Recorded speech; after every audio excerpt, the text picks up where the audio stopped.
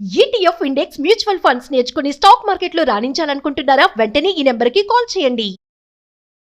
నమస్తే రమగారు. నమస్తే చేయు. రమగారు, ప్రజెంట్ రకరకాల మానసిక సమస్యలండి. ఇది మానసిక సమస్య అంటే కాదు, కానీ అలాగే అనిపిస్తూ ఉంటుంది. వాటిని ఎలా హ్యాండిల్ చేయాలి, వాటిలో నుంచి ఎలా బయటపడాలి, ఎవరి సలహా తీసుకోవాలి, అన్ని ప్రశ్నలే.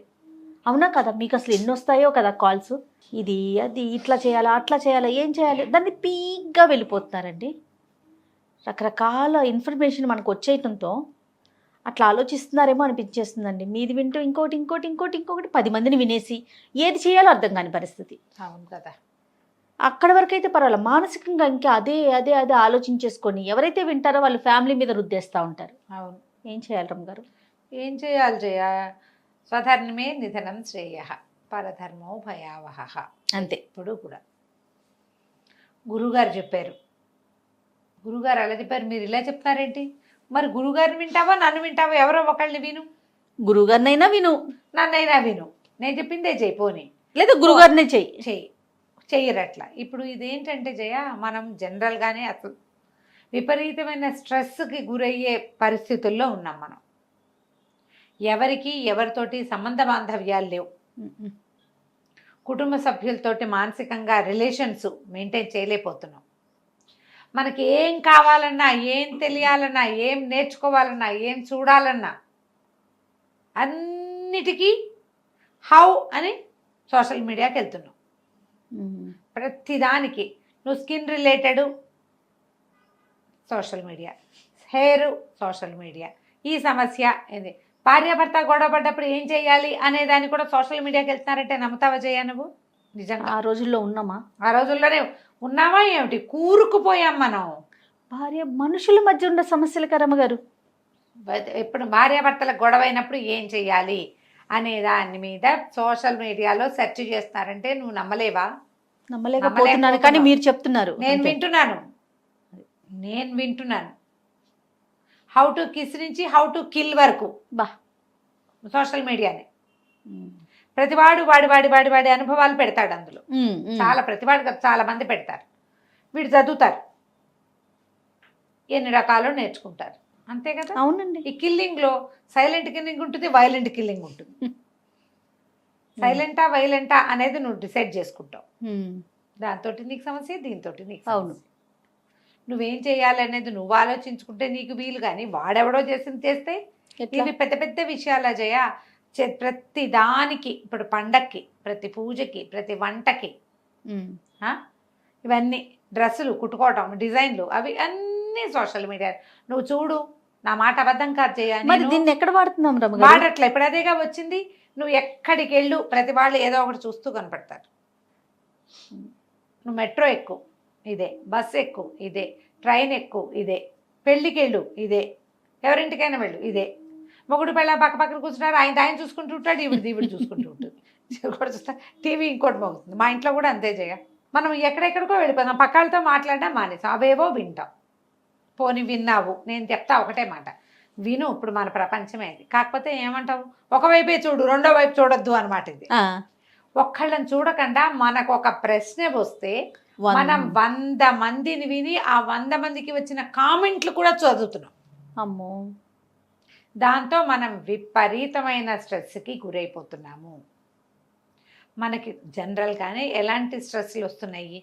సమయాభావము, వ్యక్తులు దొరక్కపోవటము, మాట్లాడేందుకు దిక్కు లేకపోవటము, సహాయం చేసేందుకు ఎవరు లేకపోవటము, టార్గెట్స్, పిల్లల పెంపకం ఒక టఫ్ టాస్క్, పిల్లల టార్గెట్లు, పిల్లల జీవితాల పట్ల భయాలు,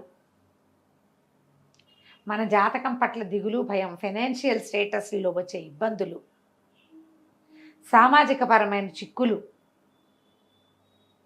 ఇవి కాకుండా ట్రాఫిక్, ఇంట్లో గ్యాడ్జెట్స్ ఉంటే వాటి వల్ల, హోమ్ అప్లయన్సెస్ ఉంటే వాటితోటి ప్రాబ్లమ్స్, వస్తువులు చెడిపోవటం, సహాయానికి ఎవరు లేకపోవటం. ఎలా ఉన్నాయి జయ? 10 గంటలకు ఆఫీస్కి వెళ్ళిపోవాలి, 8:30కి పని మనిషి రాదని తెలుస్తుంది. ఈ గంటన్నరలో గిన్నెలు తోతావా, ఇల్లుడ్చి వాకిట్లో ముగ్గేస్తావా, దేవుడికి దీపం పెడతావా, వంట చేస్తావా, పిల్లలు బాక్సులు పెడతావా, నువ్వు ఏదైనా తినేడుస్తావా? ఏమీ లేదు. ఏం చేస్తావు? ఎంత స్ట్రెస్ అయింది చూడు నీ పని. ఇప్పుడు ఇలా మొదలు పెట్టుకుని ఆఫీసులో టార్గెట్ సాయంత్రానికి అందించేయాలి. సడన్గా ఎవరో ఒకళ్ళు పడుకుంటారు, ఓ కంప్యూటర్ పడుకుంటుంది, అయిపోయి కష్టమే కదా. మరి ఇన్ని స్ట్రెస్సుల్లో మనం ఎవరెవరి బుర్రల్లో ఉన్న చెత్తలో విని అవి కూడా మన జీవితంలోకి లాగేసుకోవాలని అనుకుంటే మనకి పిచ్చెక్కబటం ఖాయమా కాదా చెప్పు. 200% అండి. కదా. అందుకనే ఇప్పుడు విపరీతంగా సైక్రియాటిస్టులు, కౌన్సిలర్స్ బిజీగా ఉంటున్నారు. అవును. సహజంగా మానసిక సంతులన కోల్పోయి శారీరకమైన ఇబ్బందులతోటి లోపలే ఏదో తేడా వచ్చేది ఒకటైతే, ఈ బయట నుంచి మనం అంటించుకునేవి చాలా ఎక్కువ. వీటితో పాటు ఇవాళ రేపు ప్రచండంగా కనబడుతున్న ఓసిడి, రకరకాల ఓసిడీలు. ఇల్లు వాకిలి శుభ్రాలు కొందరు, చేతులు శుభ్రాలు కొందరు, బట్టలు శుభ్రాలు కొందరు, పీరియడ్ రిలేటెడ్ శుభ్రాలు కొందరు, వాష్రూమ్ శుభ్రాలు, వాష్రూముల శుభ్రాలు ఇంకొందరు, పిల్లల్ని కడిగింది కడిగి పిల్లల్ని కడుగుతూ ఉంటారు. వీళ్ళ స్నానాలు వెర్రెక్కినట్టు చేస్తారు. అది ముట్టుకున్నాం, ఇది ముట్టుకున్నాం, అది తగిలింది, ఇది తగిలింది, పాపం పాపం పాపం పాపం పాపం. శుభ్రానికి పాపానికి కలిపేసుకుంటారు. అవేవో పాపాలు వస్తాయి. అక్కడి నుంచి టీవీలలో చెప్తారు. ఇలా అనాలనిపించట్లేదు కానీ అనక తప్పట్లేదు జయ. పాపం వినలేకపోతున్నానమ్మా ఈ కేసులు. నేను ఇంత బాధగా ఉందంటే నాకు. సహజమైన మరణాలతో సంబంధించిన విషయాల పట్ల భయాలు, సహజమైన పీరియడ్కి రిలేటెడ్ విషయాల పట్ల భయాలు, ఏదో ఇంట్లో ఒక పద్ధతి ఉంటే ఆ పద్ధతి పాటించేసి సరిపెట్టుకోకపోవటం, వాళ్ళెవరిదో మనకు అంటుతుంది అనుకోవటం, అదేదో మన నెత్తి మీదకి వచ్చేస్తుంది అనుకోవటం. మా ఎవరో ఫ్రెండు వాళ్ళ బాబాయ్ చనిపోయారు, మా బాబాయ్ పోయారు అని చెప్పారు. ఇప్పుడు నేను వాళ్ళ బాబాయ్ ఎవడు బాబాయ్, మా బాబాయ్ పోయాడు అని వీడు చెప్తే వీడు స్నానం చేయాలని డౌట్. అంత డెప్త్గా ఆలోచించేస్తున్నారండి. ఆ అమ్మాయి ఎవరో పీరియడ్, ఆ పిల్ల క్లాస్లో కూర్చున్నారు, మా పిల్ల ఇంటికి వచ్చి మమ్మల్ని తాకింది, మా ఇంట్లో బట్టలన్నీ తడిపేయాలి. అయితే ఇటైనా పీక్గా వెళ్ళిపోతున్నారు, లేదా అటైనా పీక్ వెళ్ళిపోతుంది, లేదా వదిలిపడేస్తున్నారు, ఎగురుతున్నారు, గెంతుతున్నారు. వదిలేసే వాళ్ళు దేవుడు లేదు, ఇది లేదు, శివరాత్రి లేదు, శుక్రవారం లేదు, ఆదివారం లేదు, ఎప్పుడు పడితే అప్పుడు తినేయటం, తిరిగేయటం, ఇష్టారాజ్యంగా ఉండటం, స్నానాలు లేవు, శుభ్రాలు లేవు. వీళ్ళ ఈ జనాభా పిచ్చా ఎందుకు స్నానం చెప్పతే ఏమవుతుంది అనేవాళ్ళు పెరిగిపోయారు. అవును. వెర్రెక్కినట్టు ఎవరినో ముట్టుకున్నాం కాబట్టి 100 సార్లు స్నానం చేయాలి, ఒళ్ళు కడుక్కుంటూ ఉండాలనుకునే పిచ్చిలోనూ కొంతమంది ఉంటున్నారు. రెండు అతిగానే ఉన్నాయి చూడు. ఖచ్చితంగా అండి. ఈ బ్యాలెన్స్ ఎప్పుడు నేర్చుకుంటాం మనం? ఎవరికైనా సరే తీవ్రంగా నేను ఎక్కువ కడుగుతున్నాను, లేదా ఈ అమ్మాయి ఎక్కువ చేతులు కడుక్కుంటుంది, ఎక్కువ సార్లు స్నానం చేస్తుంది, శుభ్రాల గురించి ఎక్కువ మాట్లాడుతుంది అంటే ముందు సైక్రియాటిస్ట్ని చూడండి. దీని మీద అవగాహన కల్పించడం చాలా అవసరం చేయ. సమాజం సర్వనాశనం వైపుకి వెళ్ళిపోతున్నాం మనం. అవునవును. వీళ్ళతో పాటు ఈ ఓసిడీలో లేకపోతే మానసిక సమస్యలు, స్ట్రెస్ రిలేటెడ్ ఇష్యూస్ ఉన్న వాళ్ళ ఇంట్లో ఉన్న వాళ్ళకి ప్రత్యక్ష నరకం చూపిస్తారు చేయ. నేను ఇదివరకు కూడా కొన్ని కేసులు చేశాను, పీరియడ్ రిలేటెడ్ ఇష్యూస్ అని చెప్పలా నేను. ఏదో అయిపోతుందని, జర్మ్స్ వచ్చేస్తాయని, జర్మ్స్ తోటి ఏదో జబ్బు వచ్చేస్తుంది. జర్మ్స్ పిచ్చి అందరికీ ఉంటుంది కదా. అవును. బ్యాక్టీరియా పిచ్చి, జర్మ్స్ పిచ్చి చాలా మందికి ఉంటుంది. ఓసిడీ తోటి మామూలు శుభ్రం దగ్గర నుంచి మొదలుపెట్టి చావు వరకు వెళ్ళిపోతారు వాళ్ళు.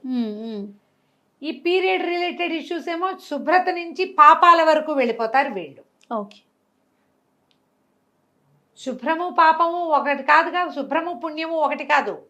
శుభ్రత అశుభ్రత, అశుచి వేరు, పాప పుణ్యాలు వేరు. ఈ రెండింటిని మిక్స్. దీని మీదే మాట్లాడటం. మన ఎవరో కూడా ఒక ఆవిడ నన్ను అడిగారు, పీరియడ్స్ కలుపుకోకపోవడం గురించి మీరు మాట్లాడండి. అవన్నీ ఎవరి ఛాయిస్ ప్రకారం వాళ్ళు చేసుకుంటారండి, నేను చెప్పనని చెప్పు. ఇలాంటి పెద్దవాళ్ళు చెప్పాలి, గైడెన్స్ ఇవ్వాలి. ఈ గైడెన్స్ ఇచ్చేసరికల్లా ఏమవుతుంది, ఎక్కువ. ఇప్పుడు నేను జయ నిజంగా చెప్పాలని లేదు కానీ చెప్పాల్సి వస్తుంది. 5th డే గుళ్ళోకి వెళ్ళొచ్చా, 5th డే ఉపవాసం ఉండొచ్చా, 5th డే పూజ చేయొచ్చా అని నాకు 100 మెసేజ్లు ఉన్నాయి జయ. అబద్ధం అయితే నేను అబద్ధం చెప్తాను, నా ఫోన్ నీ చేసి పెడతా చూడు. అంత ఆలోచనలో ఉన్నారు రమ్మ. మీరు ఐదో రోజు స్నానం చేసి గుళ్ళోకి వెళ్ళొచ్చు అని చెబితే పర్వాలేదా అడుగుతూనే ఉంటారు. మరి అంత ఎన్ని రోజులు మీరు ఇంట్లో ఉంటారు? లేదా మీకు అంత అనుమానంగా ఉంటే ఎందుకు అడుగుతారు? మానేసేయండి, వెళ్ళకండి. మానేయచ్చుగా. వాళ్ళు అడుగుతారు, ఇంట్లో వాళ్ళు వెళ్దామంటారు, వీళ్ళకి వెళ్ళబుద్ధిగా భయము, అడుగుతారు. ఎంత ఇబ్బంది కదా రమ్మగారు. 4వ రోజు మేము భోజనానికి వెళ్ళొచ్చా, 4వ రోజు మేము అక్కడికి వెళ్ళొచ్చా, 4 కాదు అసలు ఎక్కువగా 5. 5th డే మామూలుగా మళ్ళీ చెప్పాలి ఇక్కడ 3 days ముట్టు 3 రోజులు అని లెక్క. 3 రోజులు దేవతలకి మొక్కచ్చు అనేది ఒక సామెత కొన్ని ఊళ్ళల్లో ఉంది. 4వ రోజు పనికొస్తుంది. ఈ 4వ రోజు కొంతమందికి హెవీ బ్లీడింగ్ ఉండొచ్చు, ఇబ్బంది ఉండొచ్చు, చీదర ఉండొచ్చు. 4వ రోజు ఇంట్లో తిరగడానికి పనికొస్తుంది. మా లెక్క జయ. 5వ రోజు మళ్ళీ నెత్తి మీద నీళ్ళు పోసుకుంటాం. 5వ స్నానం అనేది ఒక లెక్క మాకు. మారినీళ్ళు పోసుకోవటం అంటారు మా అత్తవారి ఇళ్లలో. 4వ రోజు తలకాయ రుద్దుకుని 5వ రోజు పసుపు రాసుకుని తప్పకుండా 5వ స్నానం చేస్తాం. ఎప్పుడు కూడా మొదటి 3 రోజులు స్నానం చేయకుండా ఉన్నా కూడా, స్నానం చేయక్కర్లేదు ఏదో ఉన్నా కూడా 4, 5 రోజులు తప్పకుండా స్నానం చేయాలని, 5వ రోజు స్నానం చేశాక మడికి కూడా పనికొస్తుందని చెప్తారు. మీకు పనికి రాదన్న శంక ఉన్నప్పుడు మీరు అడగకూడదు అంట నేను. శంకలు పెంచుకోకండి. అంటే మీతో అవును అనిపించుకోవద్దు కదా కదరమ్మగారు. అవును. లేదా అడిగినప్పుడు ఫాలో నేను చెప్పాను అనుకో, నేను ఫాలో చెప్పాను అయిపోవాలి పర్వాలేదమ్మా, గుడ్డిగా. స్నానం చేసి వెళ్ళండి అని చెప్పాను. ఆహా మళ్ళీ మళ్ళీ మళ్ళీ మళ్ళీ మళ్ళీ మళ్ళీ మళ్ళీ మళ్ళీ ఉపవాసం ఉండొచ్చా, ఉపవాసం ఉండొచ్చా, ఉపవాసం ఉండొచ్చా, జాగారం చేయొచ్చా. ఏమిటి ఈ సంవత్సరం చేయకపోతే ఏం పోయింది, నీకు ఓపిక లేకపోతే ఊరుకో. అంతే కదా. మీరు కాంప్లికేటెడ్ చేసుకోవట్లా, ఎందుకు ఇంత అతిగా? పైగా అసలు ఏదైనా పండగ మిస్ అయిందంటే గింజుకుపోతారు జయ. పండగ పూజ కూడా ఒక రకమైన పిచ్చి కింద తయారవుతుంది. ఈ పిచ్చిలు పెంచుకోవద్దమ్మా, ఇవన్నీ సమస్యలుగా పరిణమిస్తాయి. జీవితాన్ని ఇలాంటి కాంప్లికేషన్స్ లోకి ముంచుకోకండి. టాబ్లెట్లు వేసేసుకునే వాళ్ళు కూడా ఉన్నారు. ప్రతి నెల వస్తుంది మీకు. ప్రతి సంవత్సరము ఈ పండగలు, ఈ పర్వదినాలు, ఈ పబ్బాలు, ఈ పర్వదినం తప్పితే ఇంకోటి వస్తుంది. దసరా తప్పితే దీపావళి రాదా, దీపావళి తప్పితే సంక్రాంతి, మళ్ళీ దసరా కూడా వస్తుంది కదండి సంవత్సరం తిరగగానే వస్తుంది కదా. అవును. ఎందుకు కాంప్లికేటెడ్ చేసుకోవాలి? నిజమే రమ్మగారు, కరెక్ట్. ఈ కాంప్లికేషన్స్, ఈ దిగుళ్ళు, ఈ అక్కర్లేని మీకున్న స్ట్రెస్లు చాలాక ఇవి కూడా పెట్టుకుని ఆలోచించుకుని మిమ్మల్ని మీరు హింసించుకుని మీరు బాధపడుతూ ఇంట్లో వాళ్ళని కూడా ఇబ్బంది పెడతారు. ఎందుకు వచ్చిందమ్మా?